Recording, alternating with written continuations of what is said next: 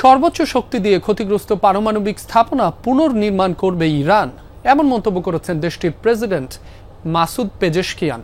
রোববার রাষ্ট্রীয় সংবাদ মাধ্যমকে তিনি আবার বলেন, পারমাণবিক অস্ত্র তৈরির লক্ষ্য নেই তাদের, দাবি নাগরিক প্রয়োজনের স্বার্থেই তাদের কর্মসূচি।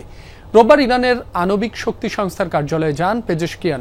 সেখানে আলোচনা করেন পারমাণবিক শিল্পের সঙ্গে জড়িত সিনিয়র কর্মকর্তাদের সাথে। পেজেশকিয়ান বলেন, স্থাপনা ও কারখানা ধ্বংস হলেও তা আবার নির্মাণ করতে পারবেন তাদের বিজ্ঞানীরা। সম্প্রতি মার্কিন প্রেসিডেন্ট ডোনাল্ড ট্রাম্প সতর্ক করেন, তেহরান ক্ষতিগ্রস্ত পারমাণবিক স্থাপনাগুলো পুনরায় চালুর চেষ্টা করলে আবার হামলা চালাবে যুক্তরাষ্ট্র। গত জুনে এক অভিযানে ইরানের একাধিক পারমাণবিক স্থাপনা ধ্বংস করেছিল যুক্তরাষ্ট্র।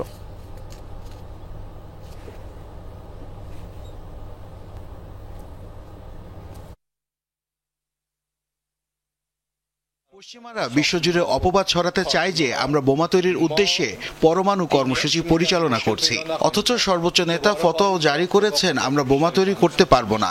আমরা যদি বিজ্ঞানীদের মেধার উপর নির্ভর করি, একটি দুটি ভবন ধ্বংস করে তারা আমাদের ঠেকাতে পারবে না। আমরা যা করছি তা কেবল দেশের অর্থনীতি ও পরিবেশের জন্য।